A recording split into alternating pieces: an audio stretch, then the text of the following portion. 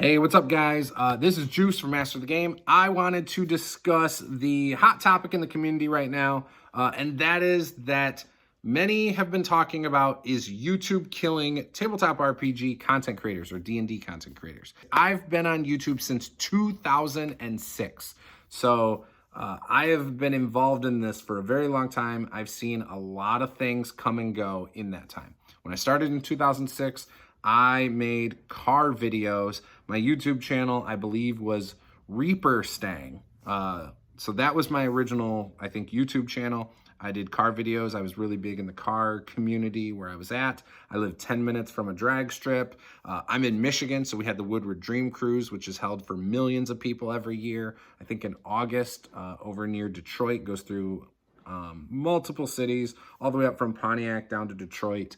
I want to say it's like 13 or 14 cities or something like that. But anyways, I've been doing that a long time. In 2008, I had a podcast, but I also did stuff on YouTube. This was a music channel where I would go to shows of indie bands, mostly local, until my podcast really started doing well. And then I actually traveled to other states, spent New Year's in Connecticut, which was like a 15-hour drive away one year because of this. Did a lot of cool stuff with that, and did most of my promotion outside of YouTube and outside of my podcast on MySpace back then. Was on Justin TV at the time, which is now Twitch. They just changed their thing. I used a bunch of other platforms. Didn't start this channel about RPGs till 2012. Was mostly Palladium books. Had some opinions that I strongly disagree with now, but early on I had different opinions about things. And again, was mostly Palladium books when I started. It wasn't until about 2013-ish I started shifting to Paizo and Pathfinder and Palladium Fantasy. And then I played the D&D Next playtest. Met my friend Brian, who he later started a channel like 5 years after this, so around like 2016-ish maybe, called Bugbears and Brews. I've met a bunch of people who have done Dungeons and Dragons YouTube videos and channels in this time. Some I knew them before they did their channel, or they knew them within their first 100 subscribers, and some I met much later when they were already like well over 1,000 subscribers. So in this time, though, we're talking 2014, that's when the D&D Next playtest was going on. I was playing in groups all over Michigan. I had a Palladium Fantasy group in Livonia. I had a home group, family group, and then I had a family group, Livonia group. Oh, and then I was playing D&D Next at a game store called Fun for All in Ypsilanti with Brian.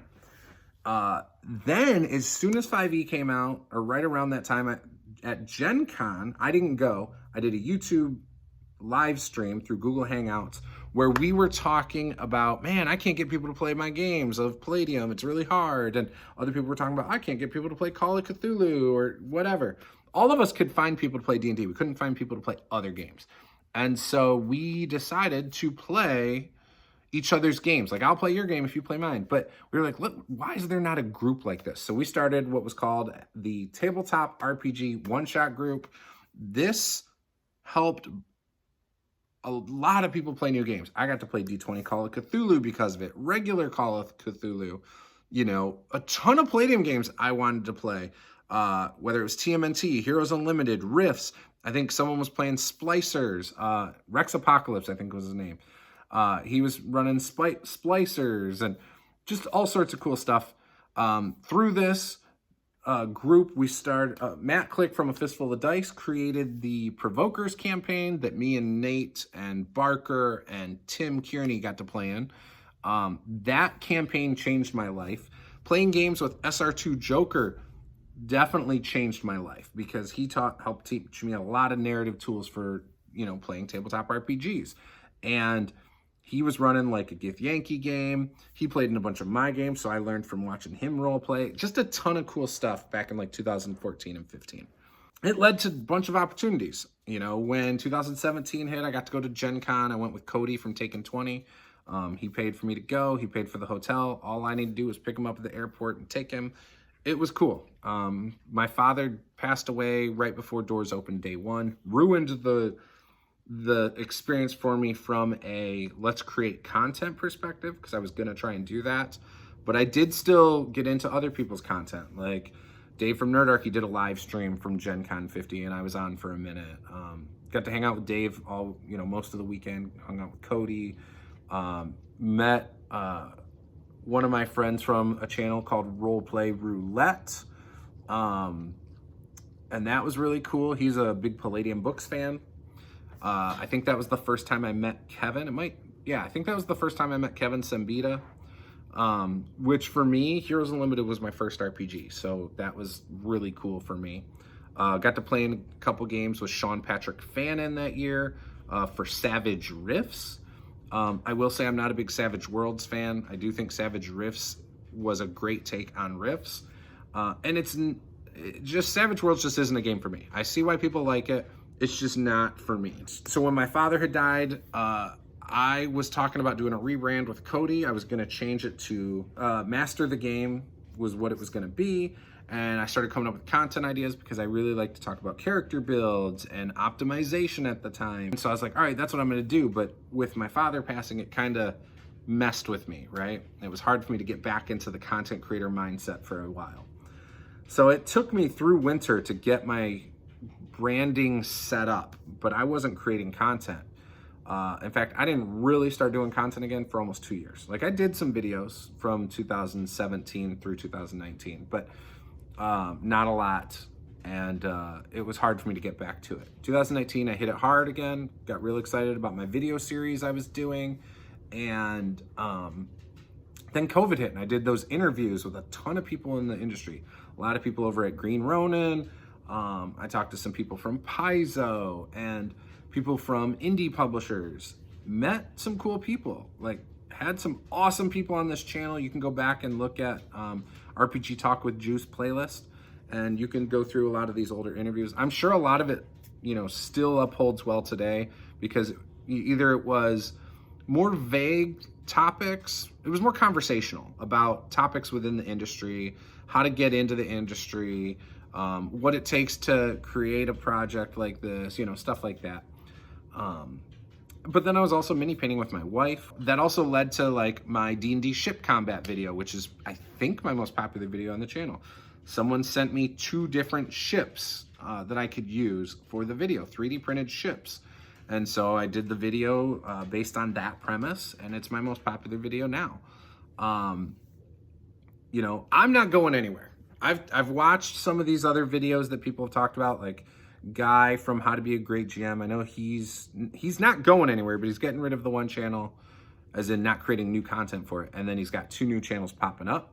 I think that's cool. I've spent many years doing this, and I know a lot about the back end of YouTube. I know I don't do it on screen the way I'm supposed to do it. But I have consulted with people. There was a channel that only had a couple thousand views. It was a quilting channel. I met them through my wife's work. They had me do some consulting for them. They're like a 60,000 subscriber channel now. They implemented all the things I said and really helped them take off. They've sold things through their website since then. They've got an email list now. Like, they've done a lot of good things. I do social media for a living now based on this. Like, this led to me doing social media elsewhere.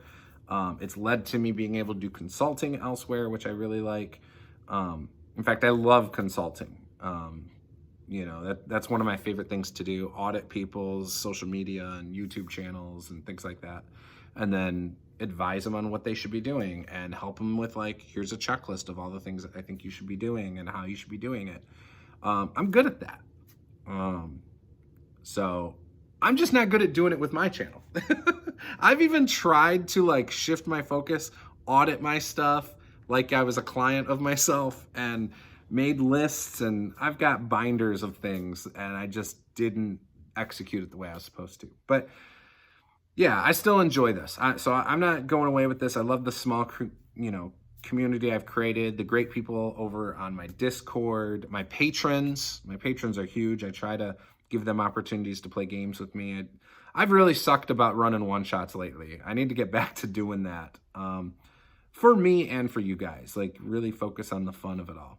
I'm not going anywhere. I don't think YouTube is killing RPG channels. I think a lot of channels need to evolve. And I know a lot of those channels have evolved and changed.